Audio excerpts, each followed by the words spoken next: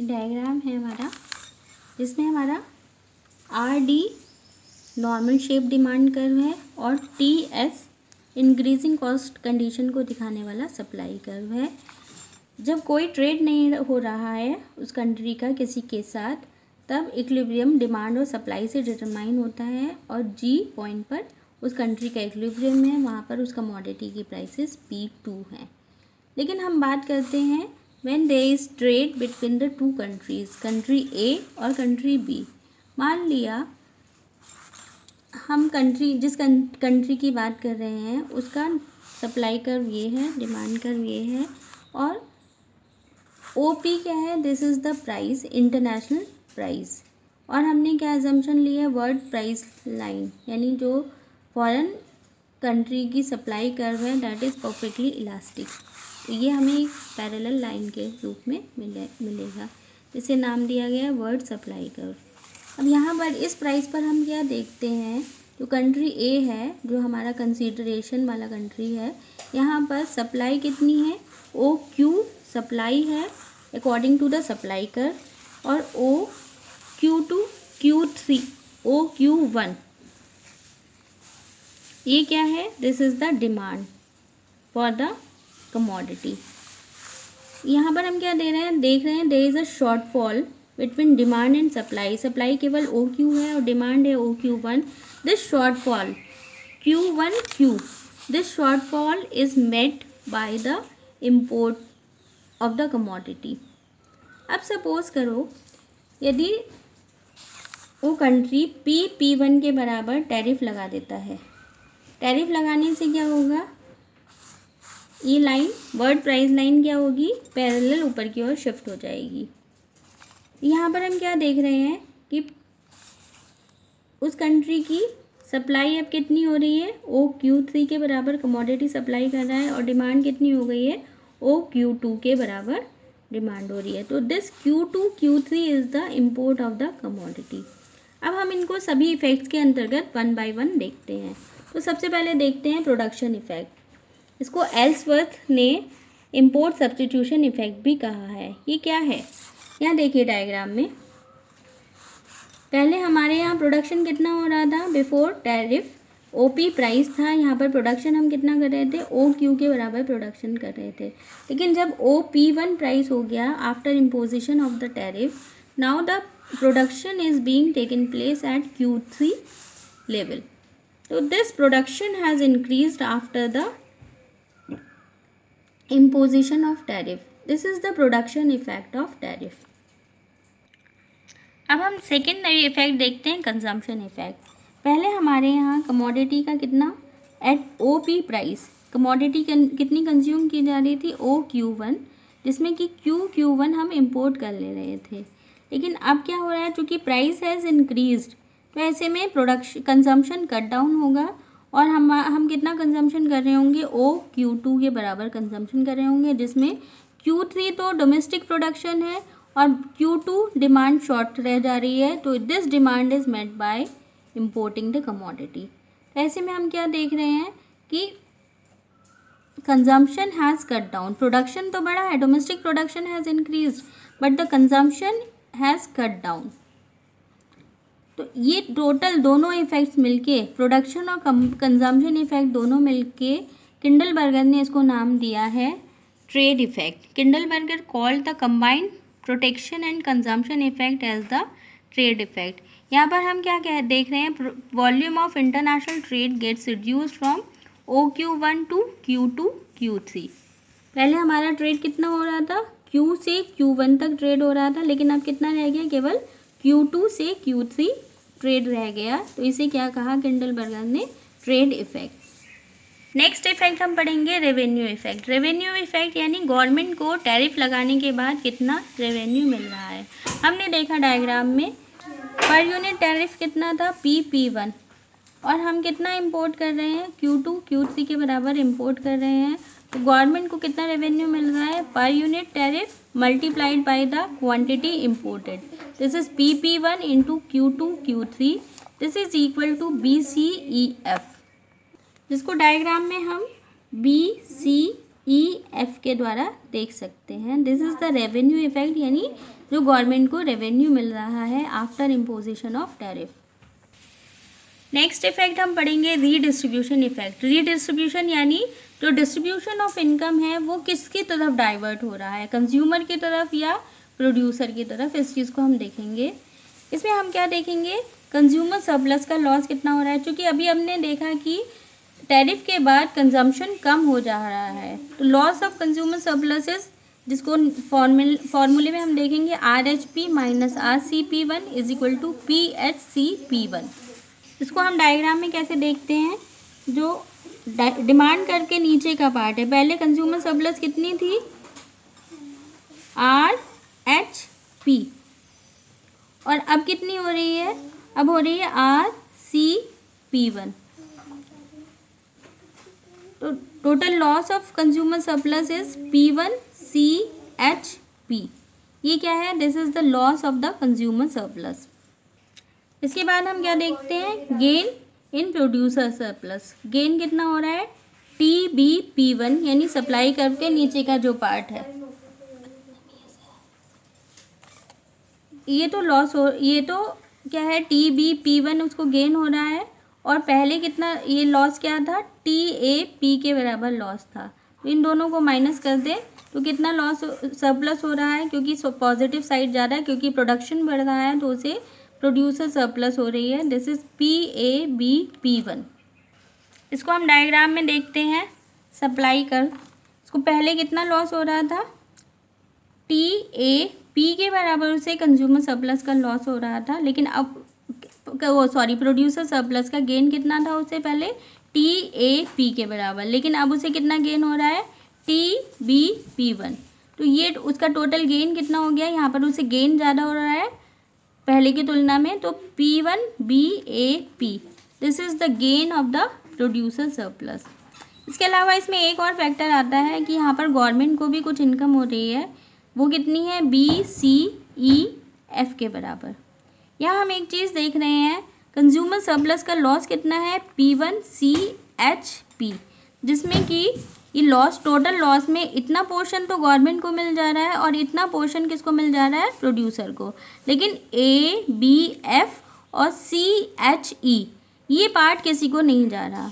इसको किंडलबर्गर ने क्या नाम दिया है, किंडलबर्गर ने इसे डेड वेट लॉस का नाम दिया है, जिसको हम इस तरह से देख सकते हैं, delta BAF plus delta CEH। This part is not going to anybody else, neither producer nor government, जबकि ये टोटल कंज्यूमर सरप्लस के लॉस का पार्ट है। तो किंडलबर्गर ने इसे बताया कि this is the net loss and this is called as dead weight loss. Balance of payment effect पर यहाँ पर हम क्या देख रहे हैं, पहले हम इंपोर्ट ज़्यादा कर रहे थे, टैरिफ से पहले हम इंपोर्ट कितना कर रहे थे, Q1 के बराबर, और price of the imported commodity was OP, और टोटल वॉल्यूम ऑफ इम्पोर्ट कितना था, total value of import was AQ into OQ1, this is equal to QAHQ1। Time में देखें तो पहले हम कितना इंपोर्ट कर रहे थे, Q1 के बराबर इंपोर्ट कर रहे थे, प्राइस कितना था OP, तो टोटल इंपोर्ट वॉल्यूम कितना था QAHQ1, यानी इतनी वैल्यू का हम इंपोर्ट कर रहे थे। अब क्या है, टैरिफ लगने के बाद हमारा इंपोर्ट कितना रह जाता है, Q2 के बराबर रह जाता है, और हम कितना इंपोर्ट कर रहे हैं, इतना इंपोर्ट कर रहे हैं, टोटल वॉल्यूम कितना है, कितना पे कर रहे हैं, BCQ2 Q3, जिसमें जो हमारे इम्पोर्टर हैं उन्हें केवल कितना मिल रहा है, Q3FEQ2 के बराबर मिल रहा है, और ये पोर्शन जो है ये गवर्नमेंट के पास चला जा रहा है। तो बेसिकली क्या हो रहा है कि हम लोग इम्पोर्ट के लिए जो पेमेंट कर रहे हैं वो काफ़ी कम कर रहे हैं, तो हमें बैलेंस ऑफ पेमेंट में प्रॉफिट हो रहा है, यानी हमारा बैलेंस ऑफ पेमेंट सरप्लस में हो जा रहा है। इसमें इम्पॉर्टेंट एक चीज़ क्या है, ये हम क्या कर रहे हैं, दूसरे कंट्री के एक्सपोर्ट को कम कर रहे हैं। इस कारण हम लोग इसको नाम दिया है, किंडलबर्गर ने या रॉबिन्सन ने इसे नाम दिया है बैगर माई नेबर, यानी हम अपने नेबर को कमज़ोर बना दे रहे हैं, यानी हम अपने इंपोर्ट कम करके उसकी इनकम में कमी कर दे रहे हैं। देखते हैं टैरिफ इम्पोज करने के बाद जो वैल्यू ऑफ इम्पोर्ट है वो क्या रह जाती है, Q3BCQ2, जिसमें से BFEC गवर्नमेंट के पास चला जाता है और नेट पेमेंट हम कितना कर रहे हैं इम्पोर्ट का, केवल Q3FE Q2 के बराबर कर रहे हैं। तो इस तरह से tariff by reducing the volume of imports improves the balance of the payment of the country. Next आता है टर्म्स ऑफ ट्रेड इफेक्ट। ये क्या कहता है, terms of trade depends upon the elasticity of demand and supply of products of the two trading countries.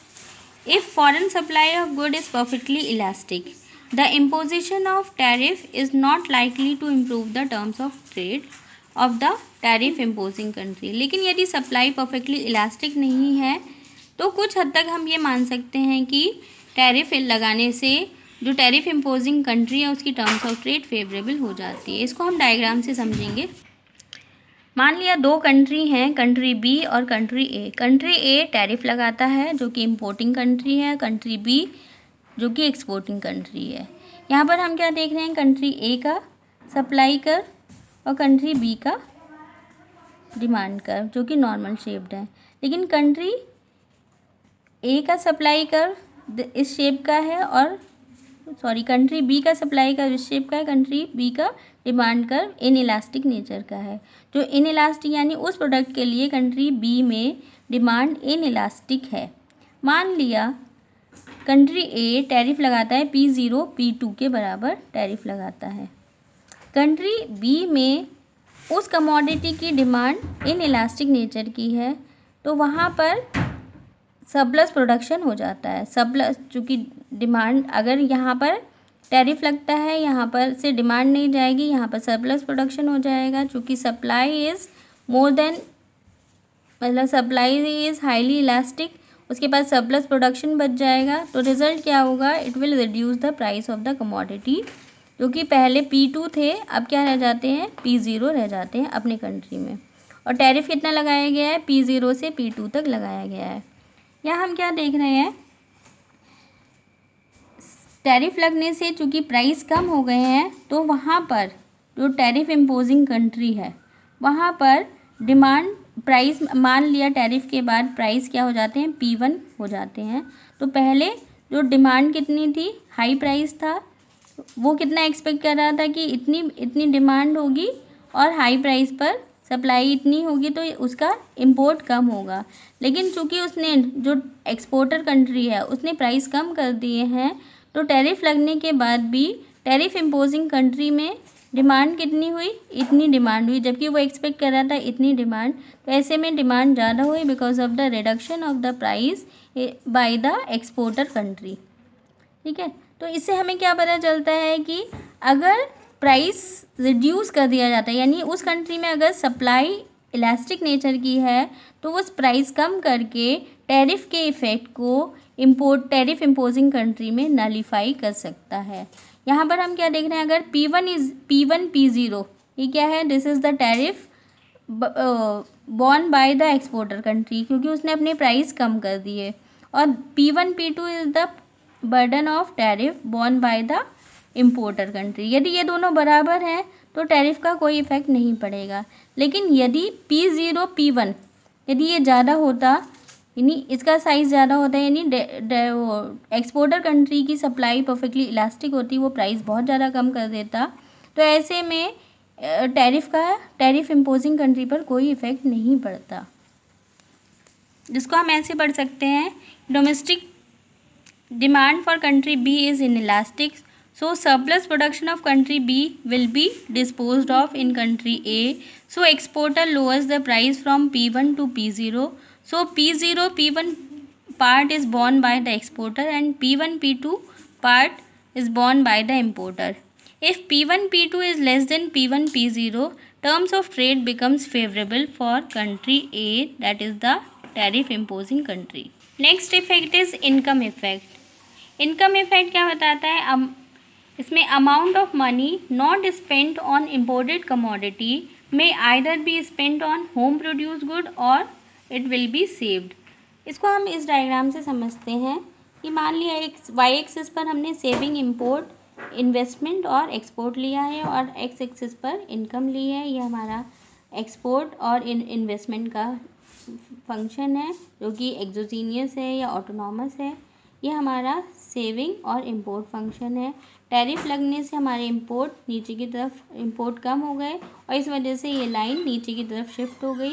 यहाँ हम क्या देख रहे हैं कि टैरिफ लगने से जहाँ पहले इनकम लेवल y0 था वो कितना हो गया, y1 हो गया है। इसका मतलब इनकम बढ़ गई है क्योंकि हमारे इम्पोर्ट कम हो गए हैं। इम्पोर्ट कम होने से रिज़ल्ट क्या होगा कि हम दूसरे कंट्री से इम्पोर्ट कम करेंगे, डोमेस्टिक प्रोडक्शन पे ध्यान देंगे। डोमेस्टिक प्रोडक्शन बढ़ेगा तो डोमेस्टिक इनकम लेवल भी बढ़ेगा।